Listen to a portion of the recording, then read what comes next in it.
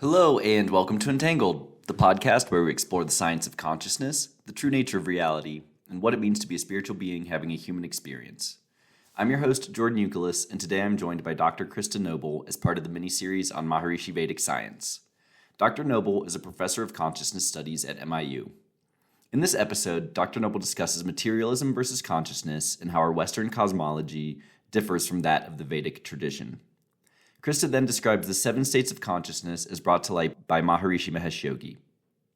We then discuss the 3 highest states of consciousness, which we collectively refer to as enlightenment, and the theory that enlightenment is our birthright. Then we discuss the Maharishi effect and the impact one's own thoughts can have on the collective consciousness. From there, we discuss the correlation between the Vedic literature and human physiology. We end the discussion on the concept of quantum entanglement and the outlook for world peace. Outro for this episode is called The 7 States of Consciousness. Outro is available for this and all episodes at entangledpodcast.substack.com. Music from the show available on the Spotify playlist Entangled The Vibes. Please enjoy.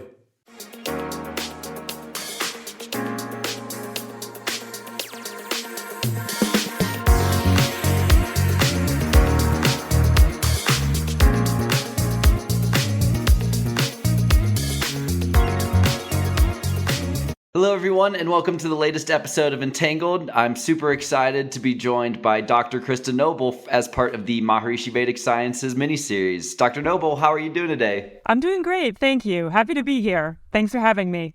Awesome. Well, I'm super excited to be chatting with you again. You were my first professor at MIU, and that first class on exploring consciousness was so life-changing for me, and it's only continued to compound as I've got to take more courses at MIU. So really excited to now circle back on a course that started about a year ago now. Wonderful. And so before we get into, some of the basics of exploring consciousness and Maharishi Vedic science, it'd be great to just learn a little bit more about your personal background and how you discovered TM and Maharishi International University. Sure. So I actually grew up in a family of meditators. My parents both practiced transcendental meditation. And so I just grew up in that background, and my dad in particular had a passion for the philosophical side of it. So he'd read books like Maharishi's commentary on the Bhagavad Gita with me when I was a kid.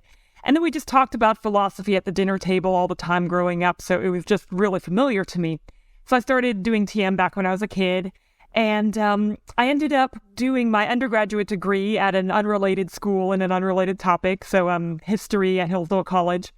But by the time I finished that, I realized that my real passion was for the Vedic knowledge, for this ancient Indian knowledge.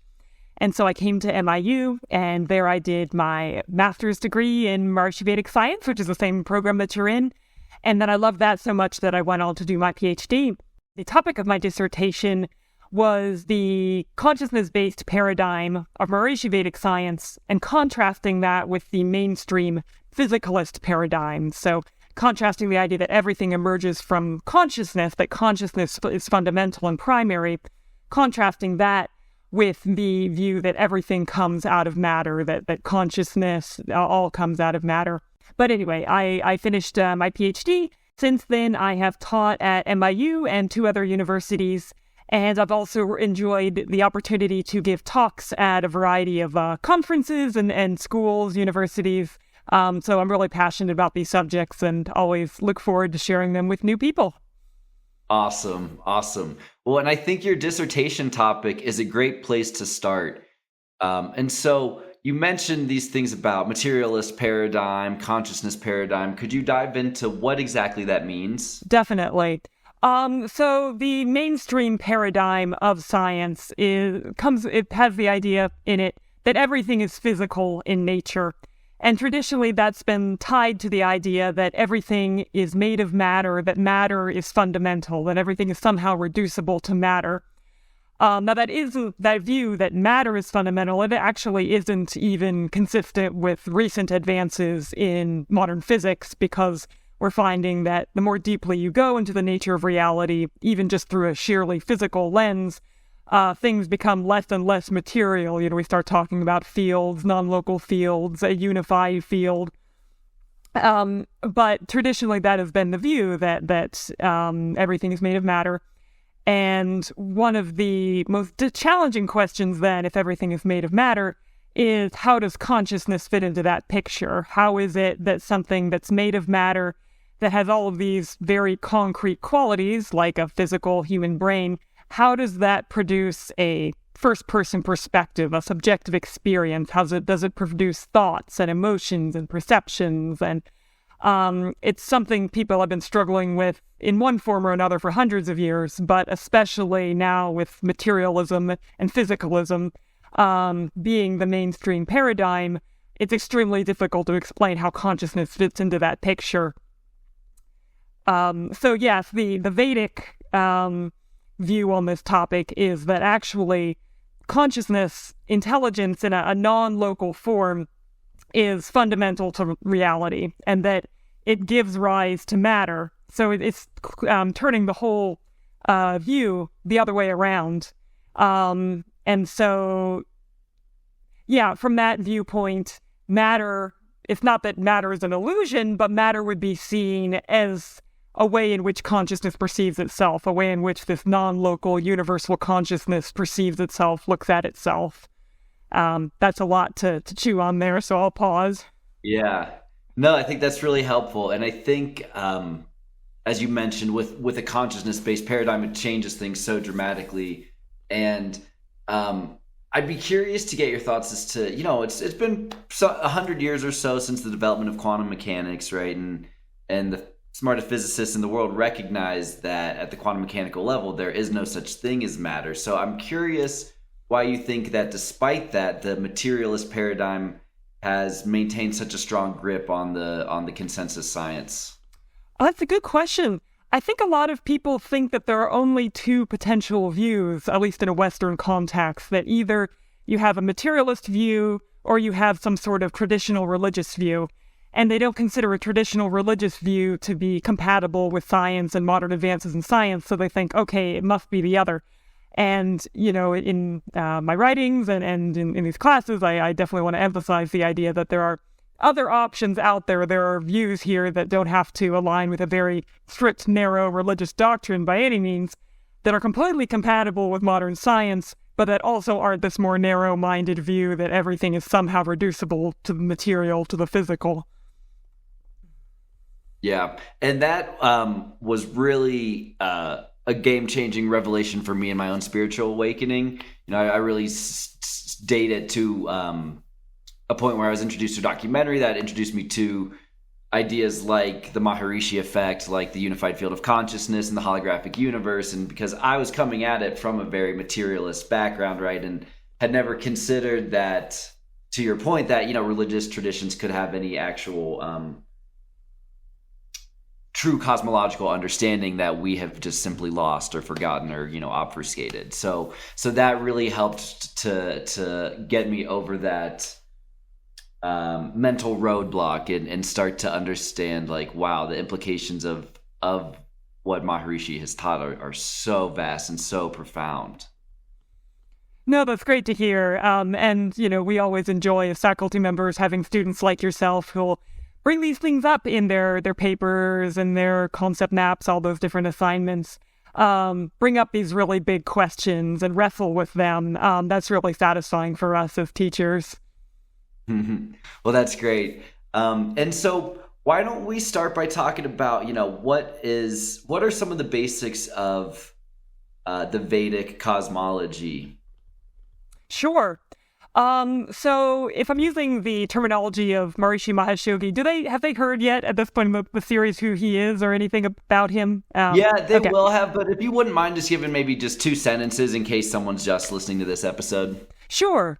I'll be talking about the Vedic tradition, which comes from ancient India, and I'll mostly be focusing on the teachings of Maharishi Mahesh Yogi.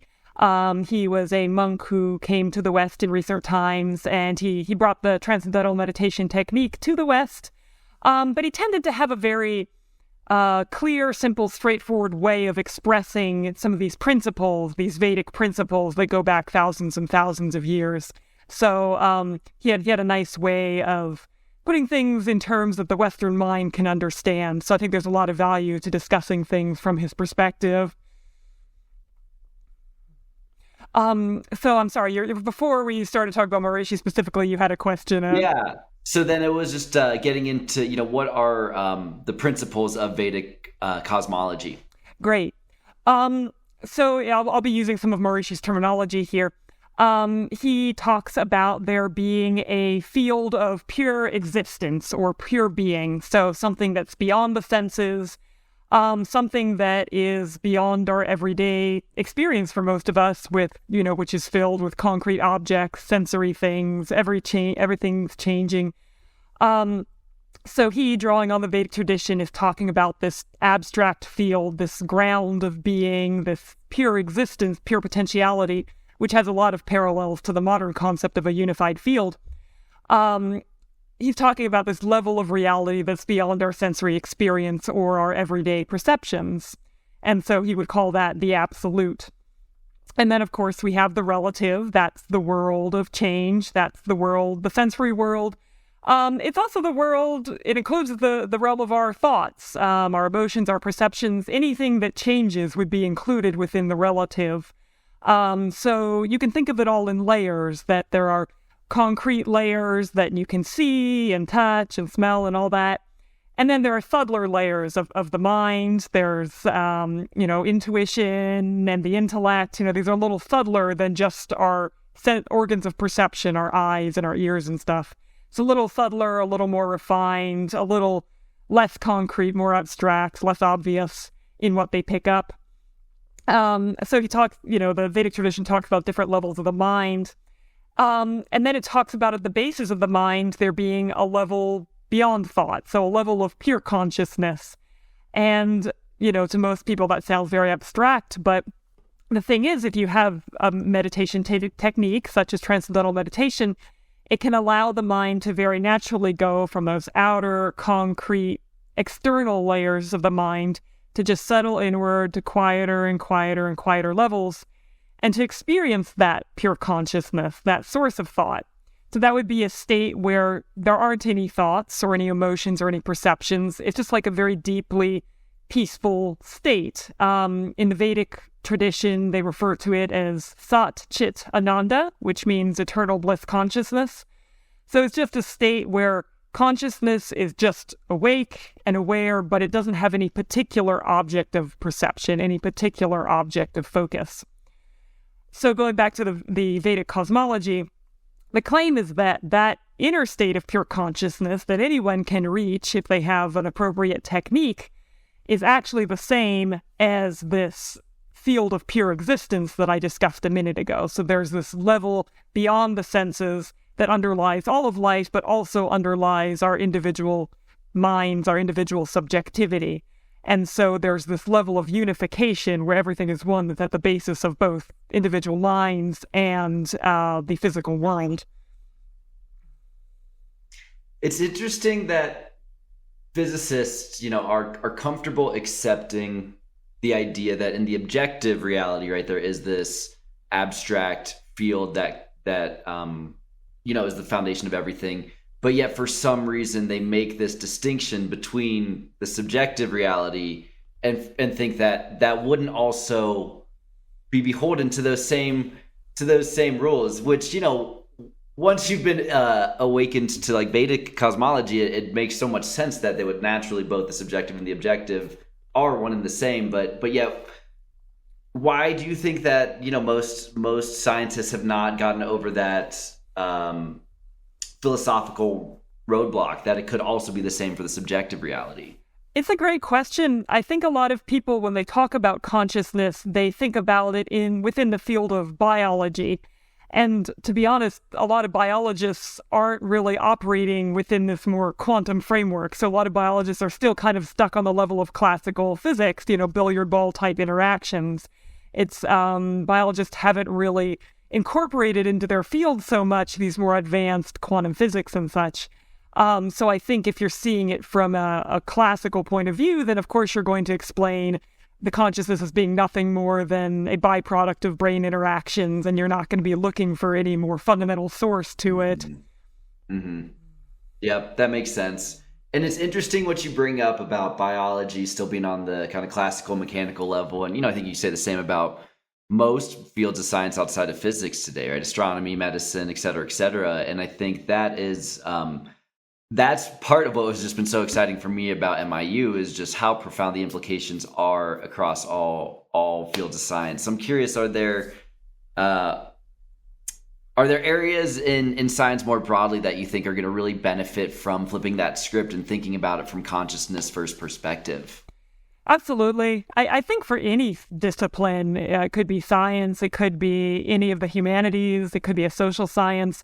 I think just having a more holistic view of life, a more complete view of life is naturally going to have effects and trickle down and have implications. I mean, in politics and in pretty much every area of life, it's just life isn't segmented in little boxes. It's all integrated. So if you try to look at it just in tiny little boxes all the time, you're going to be missing some pretty important things.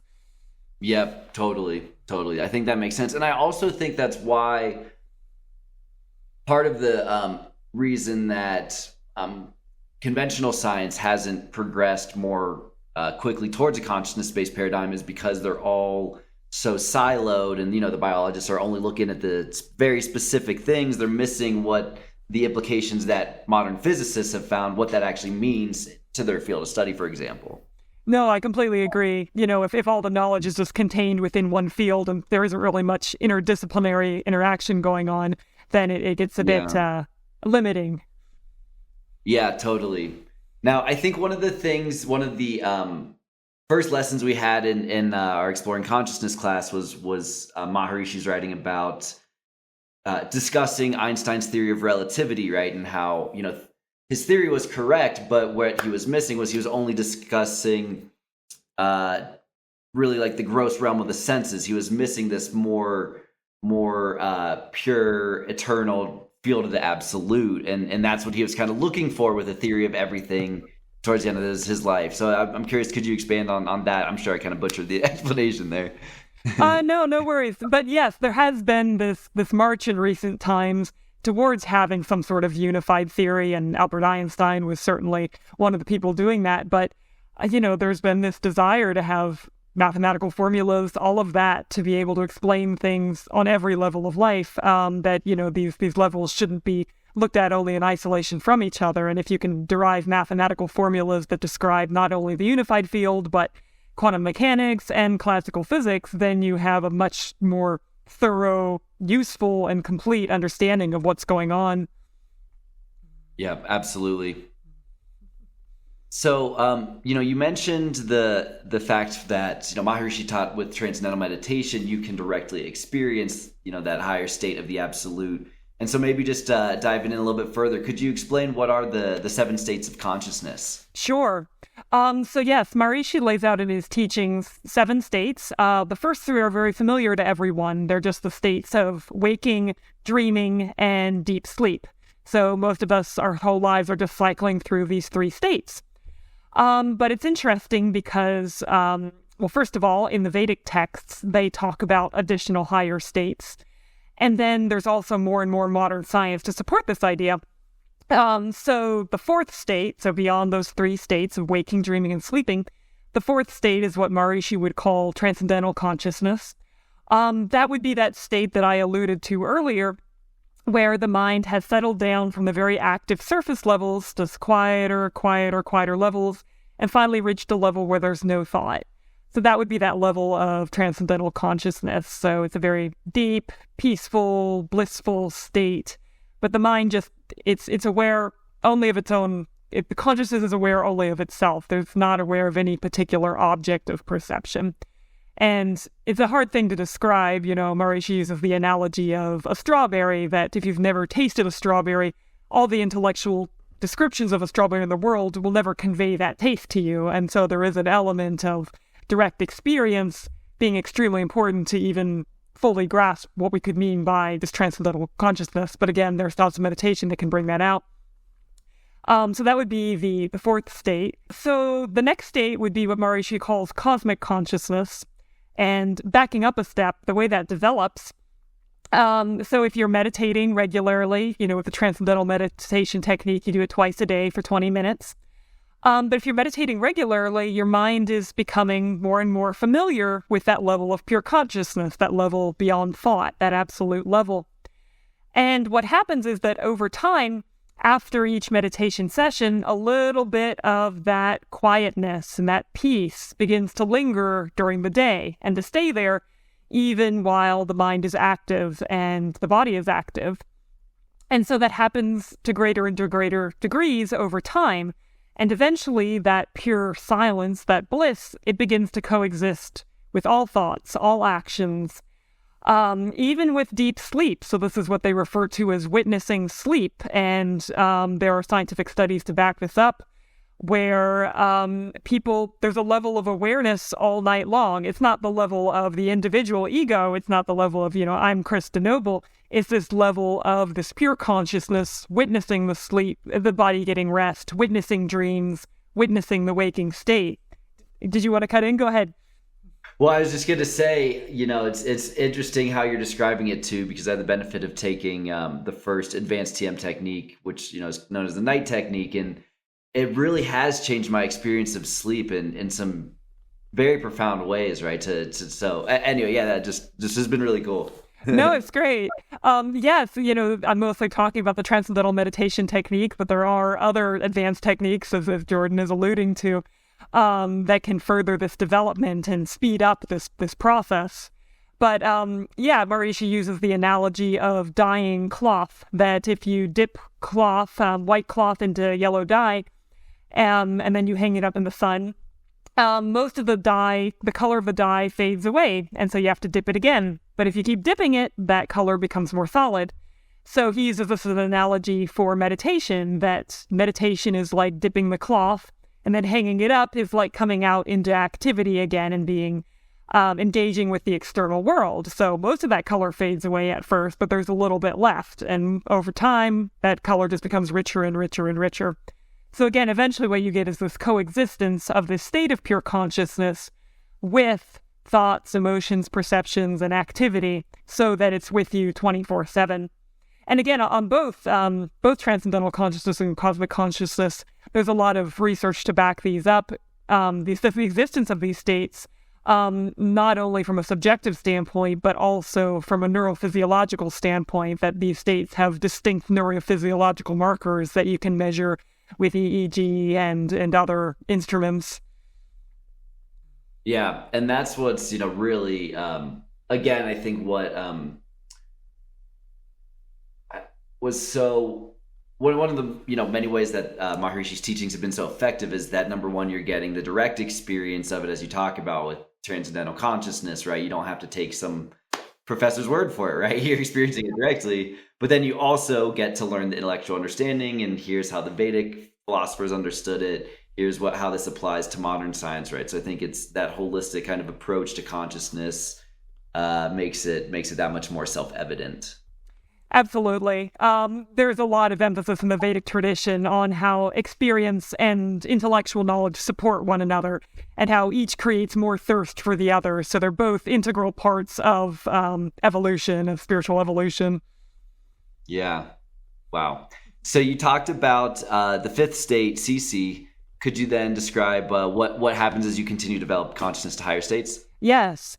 So in that state of cosmic consciousness, you have that steadiness, you have that pure consciousness that just never leaves, that it provides a very solid anchor for your life.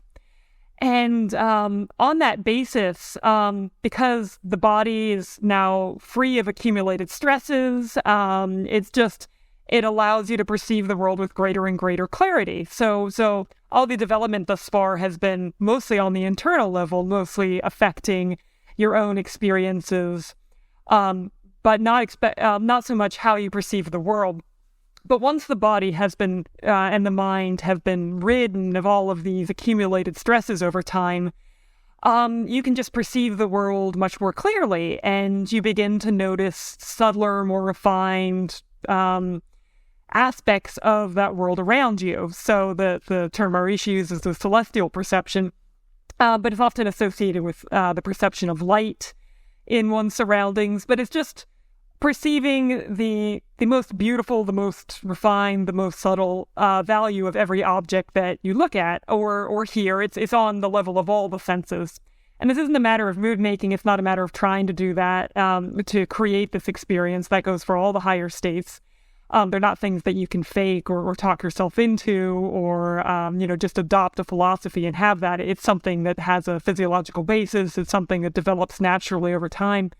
But anyway, so that's this quality of celestial perception or refined perception, just seeing more and more a level of unity pervading your surroundings, but this unity of these finer values, this light pervading your surroundings. And so that dovetails smoothly into the highest state from a Vedic perspective, which would be unity consciousness. And in unity consciousness, that's perceiving everything that exists as the expression of your own pure consciousness. So like we were talking about at the beginning of the talk, if there's pure consciousness at the basis of the universe, then everything that exists in the universe, it would be basically the expression of that pure consciousness. So Maharishi will use the analogy of an ocean, that the ocean at its basis is silent and still, and then on the surface it's got these crashing waves, but it's all the same essence. And so, originally in the spiritual path, you're mostly immersed on that level of the crashing waves. But then with techniques for transcending, you can become aware of that still depth of the ocean. But in unity consciousness, all of that coexists, where there's this awareness of that stillness of the ocean, but also the awareness of everything that exists as the expression of that stillness. So the awareness that it's all the same essence, it's all the same ocean. So, this perception of an infinite value, an unbounded value. It's not that you can't discern the differences between objects anymore. It would be very difficult to function in this life if you couldn't tell a table from a computer or something like that. But this perception of unity has become primary, and the differences have become secondary in the awareness. So again, not through mood making, not through trying to hold an intellectual conception, but just through the very gradual growth, natural development of higher states of consciousness, the whole world is perceived as the expression of that underlying pure consciousness. Wow. So I'm guessing listeners have heard the term enlightenment before. How would you relate that concept to the states of consciousness? Great question. Basically, it's synonymous with cosmic consciousness. So anything beyond cosmic consciousness is sort of like a bonus, if you will. But the idea is that once you have a permanent state of awareness of that pure consciousness, that you have reached enlightenment, and anything else is kind of embellishment, because anything else has to do with how you perceive the external world, and that's certainly a wonderful and enriching thing. But what doesn't change from cosmic consciousness onwards is that eternal experience of the self with a capital S, or that state of pure consciousness, that fundamental reality.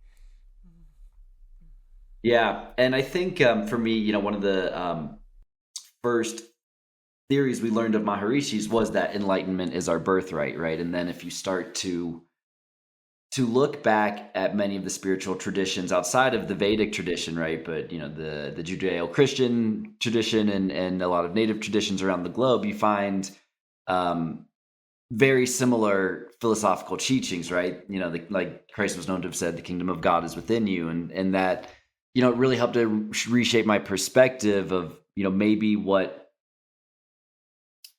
organized religion today has maybe made things out to be. It's my God and my God alone. But if you look back at some of these philosophical teachings, what they're much more saying was that God is everything and everyone, and you can access the divine through your own consciousness. No, I completely agree. And it's one of the things that I love about the Vedic tradition is that it places a lot of emphasis on universal truths.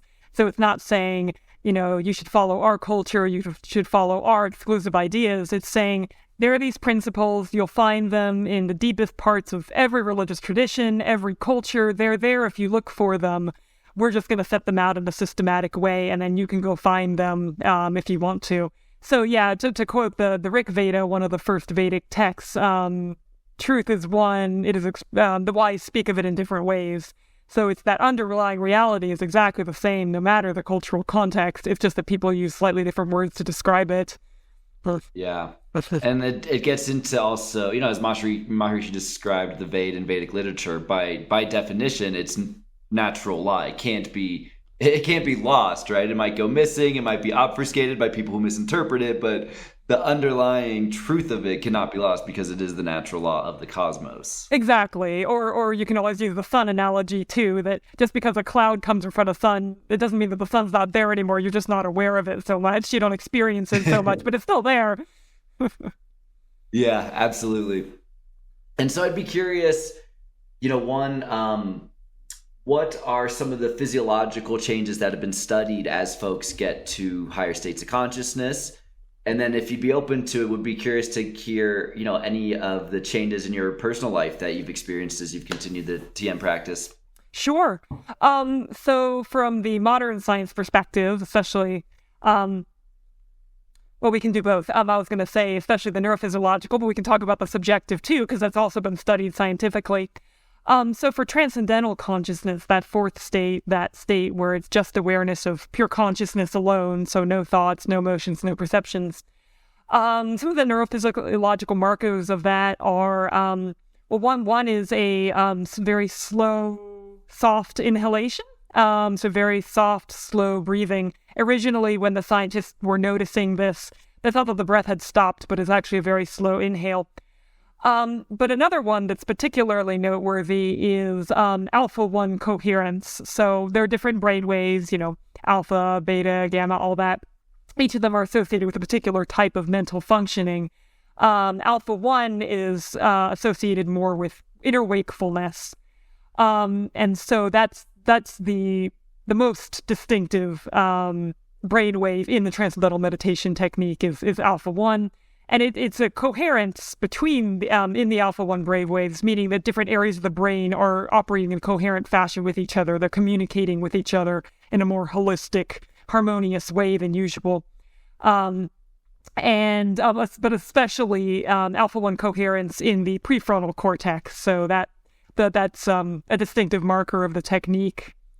And then what's interesting is that as that transcendental consciousness begins to become cosmic consciousness, in other words, as it becomes more permanent, more lasting, when it coexists with activity and with thoughts and all, you start to see that same alpha-1 coherence at other times. You see it during difficult computer tasks or during, just a variety of activities, and even during sleep. So people who report witnessing sleep, who've been meditating for many years, if you look at their EEG readings, you measure the electronic readings on their scalps. What you see is delta EEG, so that's the usual marker of deep sleep. But you see on top of that, or coexisting with that, markers of alpha-1 coherence. So you can very clearly see just by looking at the EEG that there's both the alpha-1 and the delta there, which is supporting this idea that the same brain waves that you're cultivating during meditation start to coexist with activity, but then even with deep sleep. And it supports this idea of witnessing sleep. The growth towards cosmic consciousness is also associated with higher brain integration, greater emotional stability, greater stability during challenging tasks. With some challenging tasks, if the brain, if you don't know what the next stimulus is going to be, the brain will be in a more restful state because it realizes there's no need to excite all those resources yet. It doesn't know what the stimulus is. It's not until the stimulus is presented to it that the brain becomes, fully active and engages with that. So, it's just a more efficient usage of the consciousness and of the energy and the intelligence because it's a better fit for the situation.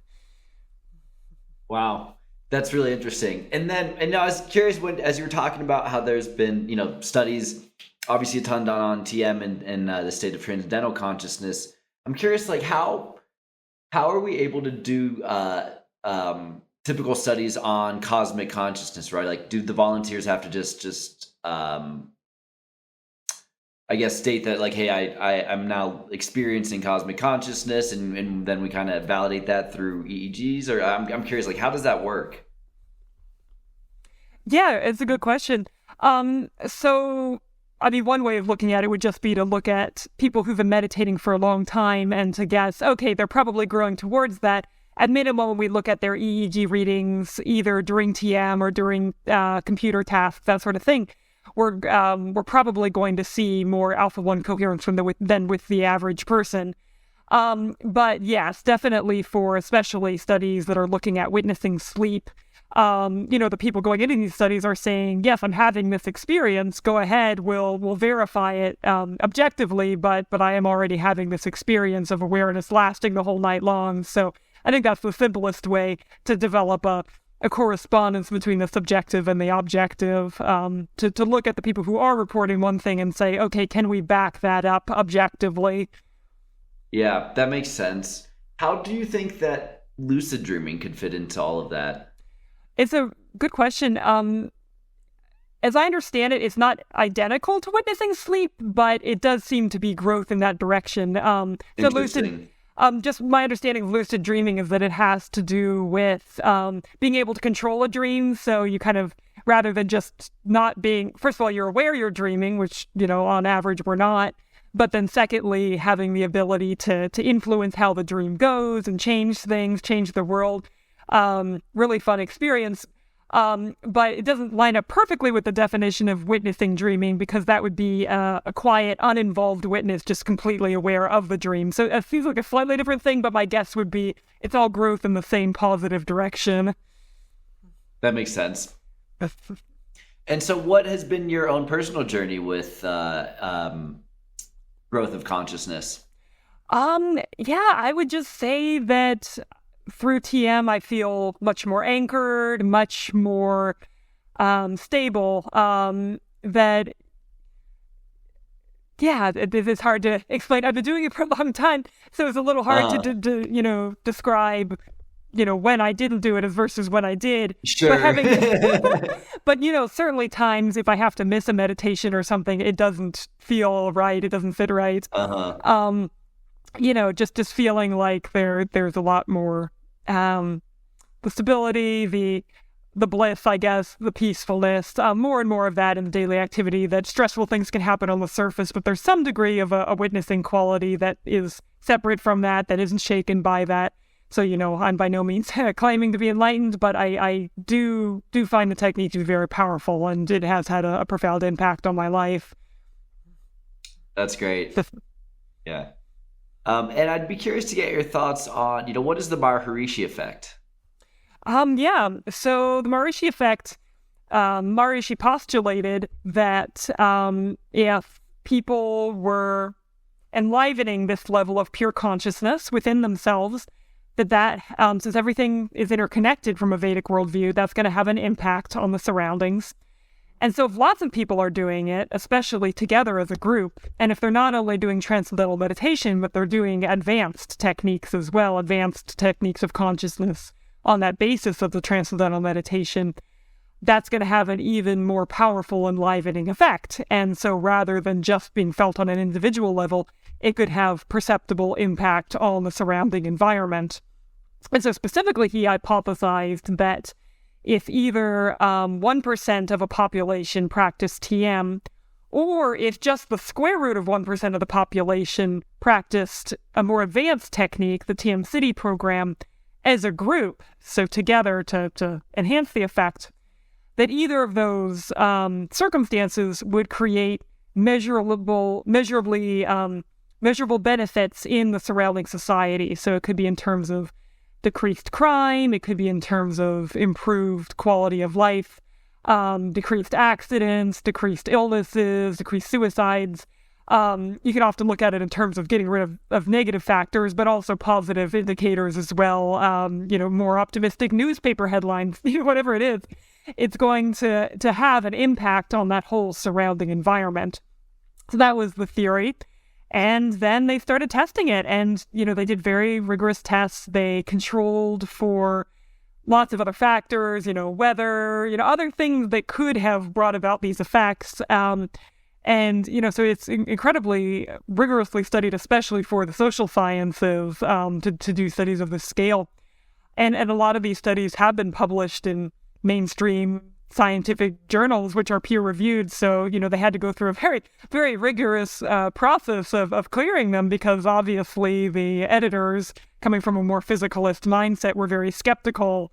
So they had to, probably work much harder than the average person submitting to that article to be able to verify what they were saying. But in many cases, at the end of the day, the editors were like, well, the methodology we can't argue with, so we're going to have to print this, even though it goes against our paradigm. We're going to have to print this. So yeah, they've done studies on cities that have 1% of the population meditating, and comparing those to comparable cities that don't, and looking for patterns there. They've also done very specific studies where they bring large groups of people practicing the TM-City program into an area and measure the impact. Like, for instance, they had the Washington, D.C. demonstration project, where a large group of these TM-City practitioners came together and meditated for many weeks. And they even lodged predictions in advance as to how much the crime would drop as a result of this. And it was funny because the police chief at the time said that, for crime to drop this much this time of year, we'd have to have a blizzard, which was, he was basically joking because this was going to take place in July. They weren't going to have a blizzard. But he was like, there's no way the crime can drop this much. And it did. It as I recall, exceeded the expectations for that. So, there's the Washington, D.C. demonstration project. There also have been various demonstrations of this effect in the Middle East. For instance, when Lebanon was going through a period of war, groups came in of meditators and meditated in the vicinity. And it's really interesting to look at the charts, because the size of the meditating group, that correlated very closely with the level of violence going on, but in a positive direction, as in the higher the size of the meditating group, the lower the violence was. And on days when the group wasn't so big, the violence would go up again. So it's very interesting to see this correlation. So again, in all these cases, they're taking into account possible conflating factors and doing using mathematical approaches to allow for those things, but even controlling for other effects, they just weren't able to come up with another thing that could be causing this effect other than bringing these groups of meditators in. Yeah, and it's really, really powerful stuff. And I think even on the website that MIU has for explaining the Maharishi effect, it says something about we believe this could be the most important field in all of social sciences being studied right now. And I totally agree. And, I think as you talk about how those scientific journals that are more materialistic paradigm focused, that it was difficult for them to accept the results, just given that it's so contrary to, their views. But then I know Dr. Hagelin wrote something that was really helpful for me in kind of getting over that mental hump as well, right? And it talked about how constructive interference is this universal property of all different types of waves, right? You see it with sound waves, you see it with light waves. So why would it actually be different for thought waves, which we know, fluctuate in thought, we know can be measured outside of your body. So it shouldn't be so hard to wrap our heads around intellectually, but I understand that it can be a very big hurdle for people to get around that. Wait, my thinking can have an impact on the people around me? That seems crazy. Absolutely. I think it can be helpful to talk about these things in intervals with people, starting with some of the smaller studies that have been, for instance, on the effects of one person meditating on someone else in another room. They've done studies of that sort as well, and looking at the brainwave coherence in those cases. And, these people never interacted. They never even knew the person was in the other room. But whenever the meditator was meditating, there were coherence changes for both people, and the coherence changes of the meditator consistently happened first, and then the person in the other group followed. So there was this harmony occurring. I think that can be a little easier for people to wrap their heads around before you start talking about entire states or countries or even the whole world being affected by people sitting quietly with their eyes closed. But it does very much have to do with the paradigm and, the idea of a field effect, that if consciousness is just a byproduct of the brain, then my brain is separate from your brain. How could my thought waves possibly affect your thought waves? It doesn't make any sense. But if everything is connected on a more fundamental level, if there are field effects, if there's a level where consciousness is united, where consciousness goes beyond my body, your body, and extends to all people in the vicinity, and ultimately in the whole world, then you can have a field effect of consciousness where you're just setting out a ripple on that level where you're already connected. So there's just no mechanism in physicalism for explaining how one person meditating can affect someone else. But once you have a mechanism in mind, like a field effect, then it's a little easier to wrap your head around. Yeah, absolutely.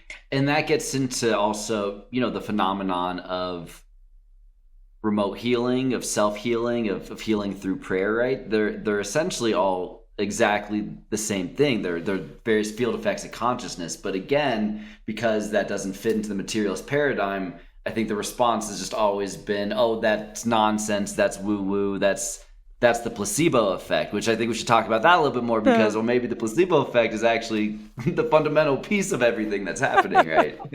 No, I'm glad you brought that up with the placebo effect, because I think you're right that people often misinterpret the placebo effect thinking, oh, it's just some sort of illusion or fake or something. But I think the fundamental point they should be paying attention to is the fact that your consciousness, your awareness, your state of mind is affecting your body. There's really no way to explain that if consciousness is nothing but a passive byproduct of the brain, that it implies that consciousness has some sort of causal ability, an ability to affect you, and not just on a subjective level, not just your other thoughts, but actually your body. So, something like self-healing, that's consciousness, the mind affecting the body, and it shows that consciousness must have some causal effectiveness and not just be some shadow of brain functioning. Yeah, absolutely. And I'm glad you bring up too the relationship between consciousness and human physiology. Could you talk a little bit more about that relationship? Sure. Did you mean in terms of like Vedic and the human physiology? Exactly. Okay, yeah. So Tony Nader, Dr. Tony Nader, he's another individual in the Transcendental Meditation movement. He kind of has followed in the footsteps of Maharishi. And he looked into, two things. I need to take a step back here. First of all, I want to talk a little bit about pure consciousness. So pure consciousness from a Vedic standpoint has the nature of being conscious, of being aware. But it exists on this level of pure unification, pure unity, nothing outside of itself, pure singularity. And so it's conscious, but it can only on that level be conscious of itself. So that is to say that it is within the nature of consciousness to be aware of itself, to interact with itself, to observe itself, to look back on itself. And so, if we're talking about the origin of creation of the universe from a Vedic perspective, that concept is at the core of that process of creation of this. You have this pure unity, but then suddenly you have diversity emerging from that unity. You have the diversity of consciousness becoming its own observer, its own object of observation, the process linking the observer and the object. It's all consciousness, but it's assuming these different roles, kind of like the same man can be a doctor and a husband and a father. It's kind of the same consciousness, the same entity, but it's assuming these different roles. And from that, you start to have diversity emerging from within unity. The reason I bring that up, not to get off on the whole creative process, because that could be a whole nother topic, but is that in this process of perceiving diversity within unity, in this coexistence of unity and diversity, there's vibrations or fluctuations within consciousness itself. This process of self-referral, of self-interaction, creates vibrations. And those vibrations have a sound quality, you could say. Now, sound is a fairly concrete word, and it doesn't really capture, because we're talking about a level of reality that exists before the sensory organs. So sometimes Maharishi will say the whisper of the unified field to itself, the whisper of pure consciousness to itself. But you can think of them as sounds. They have, on more expressed levels of reality, they have an actual sound value. Anyway, it's these reverberations or fluctuations of pure consciousness interacting with itself.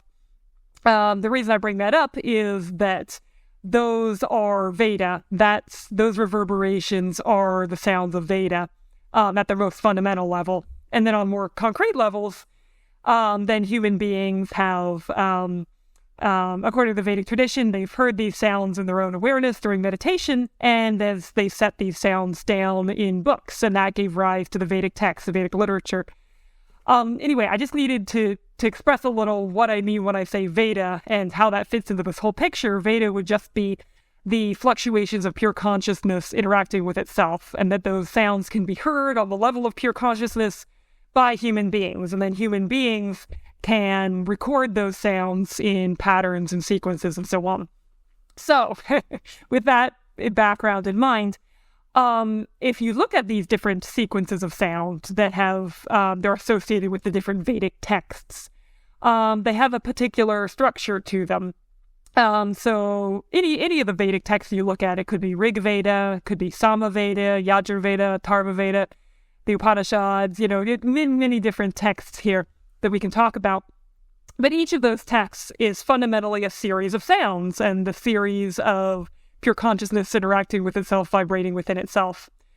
But it has its structure. It has its chapters, and then it has sub-chapters, you could say. It has a particular arrangement, a particular structure.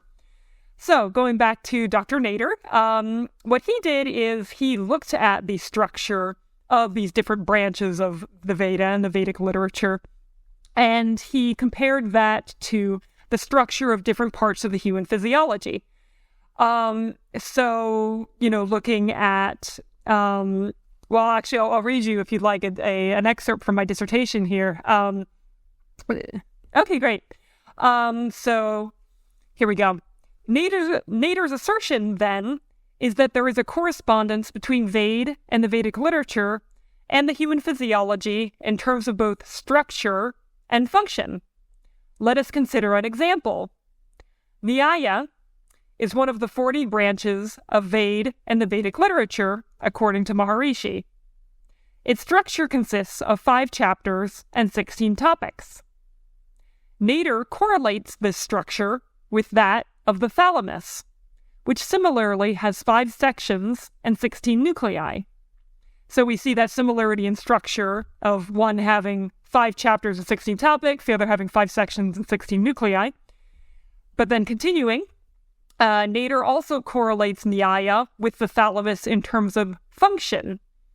According to Maharishi, Nyaya has the function of distinguishing and deciding. So we're saying that this text, this Vedic text, is associated with particular qualities of consciousness, and specifically those qualities of the ability to distinguish and to decide between different things, these different qualities of awareness. So Nader points out that the thalamus also performs the function of distinguishing and deciding, in the sense that it filters sensory and motor input, directing this information to the appropriate brain region. So what Dr. Nader did is he mapped out all the branches of the Vedic literature. Maharishi recognizes 40 of them. So all these branches to different parts of the human physiology in terms of both structure and function. So showing a similarity both in terms of the numerical structure and also in terms of what they do, how they function, what they produce. And so he did that for the whole human physiology and found this correspondence in each of these areas. And the conclusion he came to is that the human physiology, or that Veda is the blueprint of the human physiology, if you will, that these sounds that from a Vedic standpoint, these reverberations that are fundamental to all of reality, are also reflected within the human nervous system. And so you could say, if you want to use religious terminology, that we're made in the image of God, but we're talking about not in a vague sense, but in a very precise, specific sense, looking at specific areas of the body and how they correlate with these vibrations. Yeah, wow. And that gets into the whole concept, right, that each individual is cosmic. And I'm glad that you bring up, the image of God idea, right? And I think it again gets back to, one, I think God is just a very loaded term for folks in our modern society. And I think a lot of the materialists, when they hear that idea, they think that we're saying, oh, we're subservient to some deity outside of us, but to your point, it's much more profound and technical, frankly, than that, right? That it literally is this perfect replication of the reverberations of consciousness. And would it be fair to almost equate this kind of idea of self-similarity in the Veda to these like fractal patterns that we see throughout nature as well? I would think so, yes, or the idea of a holographic universe, I would say so, that there are just these patterns that you can see on a very small level or a very large scale. In Maharishi Vedic science, they talk about pure consciousness being within every grain of creation, so it wouldn't be at all surprising to have those same orderly qualities on a very tiny scale as well as a universal scale. That's interesting. Yeah, and Dr. Nader also in his book gets into the idea of entanglement. Obviously, what the podcast is named after, and that was also, I think, a really interesting concept for me to learn more about. Just given the whole idea of we know there is some force that can violate the laws of the speed of light, right? And so, what is that force? Why is it so unbelievable to think that it is consciousness, right? We know there's something there. No, I think it's a great point. Definitely dovetails well with the concept of entanglement. Again, just this idea of everything being connected, everything being interrelated on a fundamental level of reality. It opens the door to phenomena that otherwise wouldn't make any sense. Yeah, totally. And I think that's one of the things that can be frustrating for me with our conventional science paradigm today is just the hubris of it all, frankly, right? Where it's just like, one, they fail to notice that, we're really the only civilization that we know of that has been very materialist, right? All these other traditions believed that there were, beings outside of us and all this realm of the unseen and all of that, right? And then you even think about what we know in modern astronomy, and we know that most of the universe is dark matter and dark energy, which are really just generic things that for us to describe things we really don't understand at all. So it's like, I wish that there was just more generally a willingness to entertain big ideas that buck the convention. No, I completely agree. It's especially noteworthy given that a lot of early scientists were actually Christians, which isn't to say that, Christianity explains everything, but just with regards to this idea that somehow physicalism is absolutely essential to science. It's like some of the greatest scientists weren't physicalists at all. They were coming from a completely different paradigm. So I think it does undermine that hubris, as you call it. Yeah, absolutely. And I even, it's a great point you bring up. And I've read like a Copernicus quote recently about how, once he had realized that the geocentric model was wrong, right, and that heliocentrism made more sense, that it just he realized that there was this divinity in the universe, and just that there was, it just was this huge enlightening moment for him too. It's really interesting. Definitely. Yeah, those Gestalt switches where one little thing shifts and then suddenly everything makes so much more sense. Yeah. So do you think that we're on the brink of a shift in conventional science, right? Where folks eventually come around to this idea of a consciousness-based paradigm?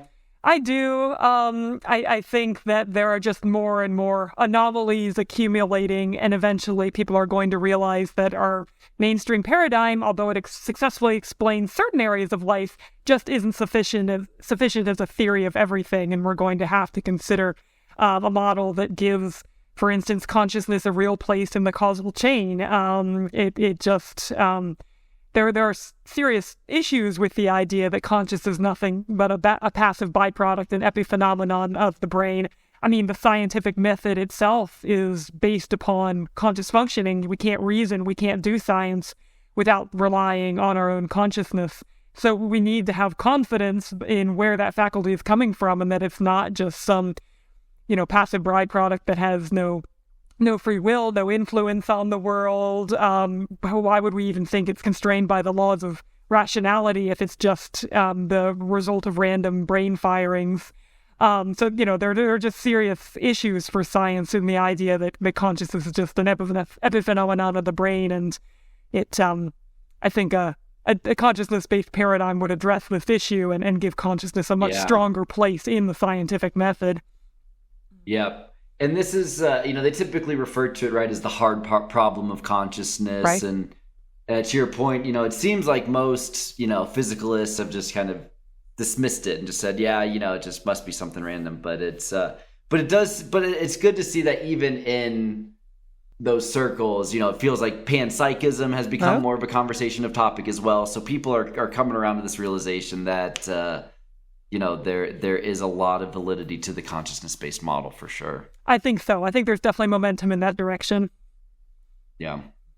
So, Dr. Noble, one final topic I wanted to make sure to ask you about, as we talk about the field effects of consciousness and the positive impacts, meditation can have on those around you. I'm curious, what are your views on the viability of world peace, especially in today's climate where, things tend to be escalating in a relatively concerning manner geopolitically?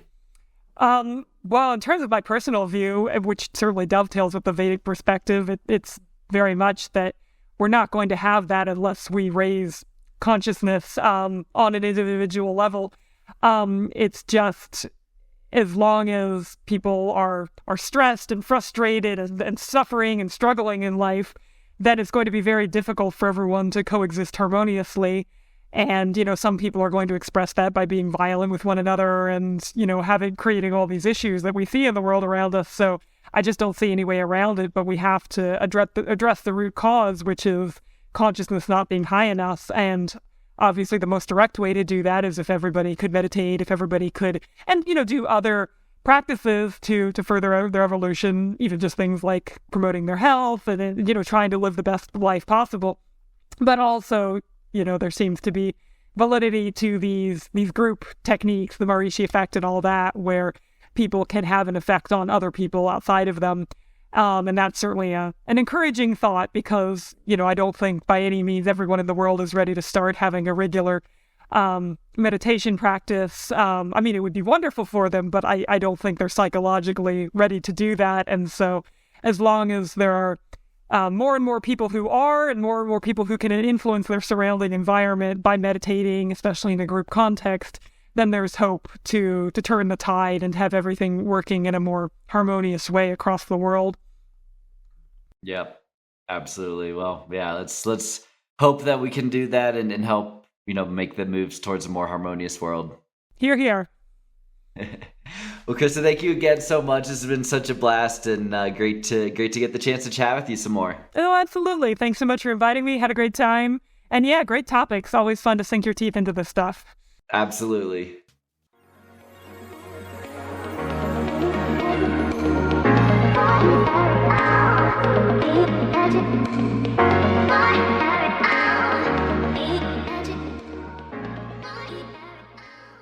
Thank you all for listening, and I hope you enjoyed the episode. Dr. Noble discussed the 7 states of consciousness in this episode, a concept which I wanted to expand upon further. The implications here are profound, yet abstract, so I wanted to pull in some passages from Dr. Craig Pearson's book, The Supreme Awakening, Experiences of Enlightenment Throughout Time and How You Can Cultivate Them. Dr. Pearson is another scholar of Maharishi Vedic science. In his book, he cites the writings of prophets and mystics across thousands of years and cultures all around the world. The commonalities in their descriptions of experiences of higher states of consciousness are outstanding. This text again lends credence to the theory that enlightenment is not a mythical capability possible only of deities, rather a physiological state latent within all of us. Here's Dr. Pearson's description of the 7 states. Deep sleep state. Sleep is a physical and mental state of rest during which we become inactive and unaware of our surroundings. We spend 75 to 80% of our sleeping time in non-REM, rapid eye movement sleep. Most physiological functions slow down. Body temperature, body pressure, and breathing rate all drop. Sensory and motor activity become suspended, voluntary muscles become inactive, and we become totally or partially unconscious. The brain, however, remains active throughout sleep, as active, according to some studies, as during waking. Dreaming state. At various periods during sleep, we enter the dream state, the illusory, unpredictable world where familiar laws of nature release their hold and anything can happen. Improbable shifts in time and place, unfamiliar of combinations of people and events. Most dreaming takes place in REM sleep, comprising about 25% of our sleep time. Brainwave activity during REM sleep resembles that of the waking state, except that the brain inhibits signals to the muscles so that we cannot act out during our dreams. Sleeping and dreaming are critical for our physical and emotional health.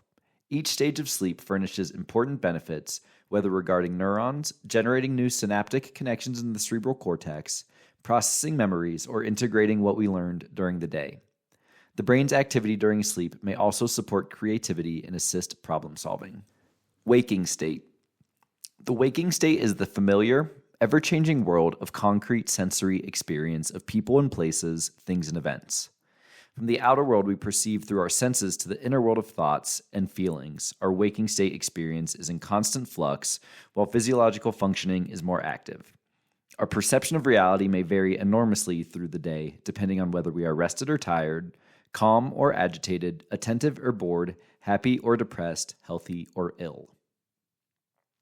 Transcendental consciousness, the fourth state of consciousness. In this state, attention has settled inward, beyond perceptions, thoughts, and feelings. What remains is the experience of consciousness in its pure form, awake to itself alone, unbounded, pure awareness, our innermost self. Simultaneously, the body becomes deeply restful, while brain functioning becomes integrated, suggesting the total brain is awake. Cosmic consciousness, the fifth state of consciousness. With regular experience of transcendental consciousness, the mind and body become accustomed to the style of functioning. One maintains unbounded awareness, the fully expanded state of mind, at all times, along with waking, dreaming, and sleeping. The physiology is now free of stress, and brain functioning remains integrated throughout the day. With consciousness fully expanded and open to the unified field, one lives in accord with natural law. One's actions are spontaneously life-nourishing, and one fulfills desire without strain. God consciousness, or refined cosmic consciousness, the sixth state of consciousness. The next phase of growth involves refinement of perceptual abilities. One gains the ability to perceive finer, subtler strata of creation. In time, one perceives the very finest material structure, indescribably radiant, glorious, celestial. Maharishi calls the state God consciousness because it brings direct perception of the full range of God's creation. Fully matured, this state brings the direct experience of the Creator. Unity consciousness, the seventh state of consciousness. Human development culminates in the ability to experience all things in terms of their innermost essence, the underlying oneness from which all creation emerges. This is the same oneness we experience deep within when we transcend, pure consciousness, the unbounded self. In unity consciousness, the pinnacle of human evolution, one experiences everything in terms of oneself, all activity in the universe as simply the self moving within itself. One lives a totally awakened and totally integrated life with the ability to know anything, do anything, and achieve anything. Dr. Pearson goes on to expand on the qualitative characteristics of the waking state versus transcendental consciousness, known in Sanskrit as samadhi. In waking consciousness, one's eyes are generally open. One's attention is directed outward. Consciousness is object referral, absorbed in perceptions, thoughts, or feelings.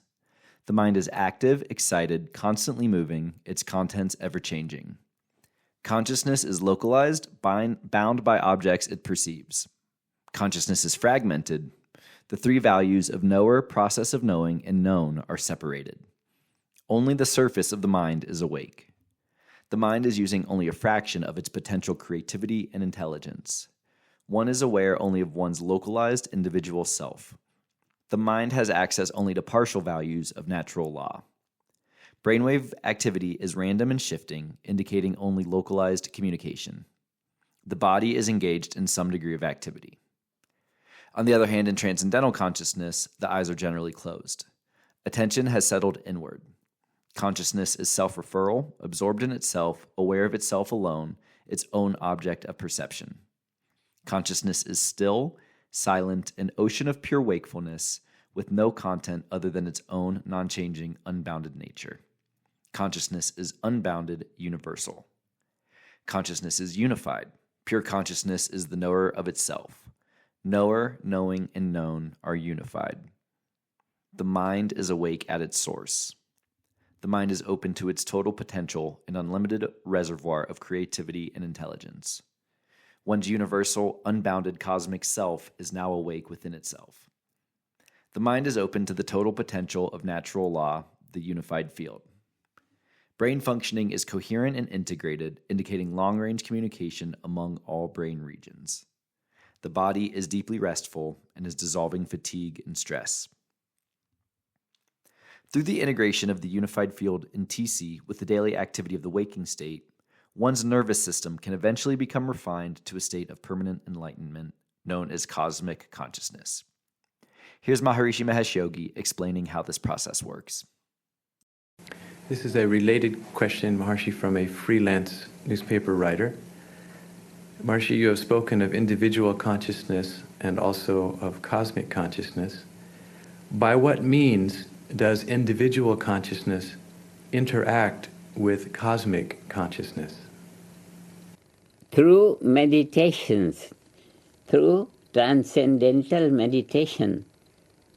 Because transcendental meditation is very simple, it's very, very simple. It's such a simple thing. We just close the eyes and learn from the teacher. In 2-3 days, one learns from the teacher. And then this is a very direct way to enter the treasury, supposing. You go to a bank, you enter the treasury, and from there you shake hands with the bank manager and come out with pockets full. Like that, transcendental field of life is pure cosmic intelligence. So a dip into that through transcendental meditation, and the mind comes out fresher from there. Mind, as you put a white cloth in yellow dye, it comes out yellow. So mind comes to transcendental consciousness, comes out with that quality of transcendental consciousness. And transcendental consciousness is one level of reality at the basis of all life, at the basis of all life. So in this way, transcendental meditation is a direct means, is a direct procedure to communicate with the cosmic intelligence, higher intelligence. And then we are in higher intelligence. We are led by higher aspirations, by more ability to accomplish our desires, all those things. Dr. Pearson goes on to compare the experience of cosmic consciousness, the fifth, versus waking state consciousness. In typical waking consciousness, consciousness is active, excited. The mind is localized, absorbed in, and bound by ever-changing perceptions, thoughts, memories, feelings. Ordinary waking consciousness is a state of bondage. Only the surface of the mind is awake. Consciousness is lost during sleep. The mind uses only a fraction of its potential creativity and intelligence. One is aware only of one's localized individual self. Brainwave patterns are continuously changing.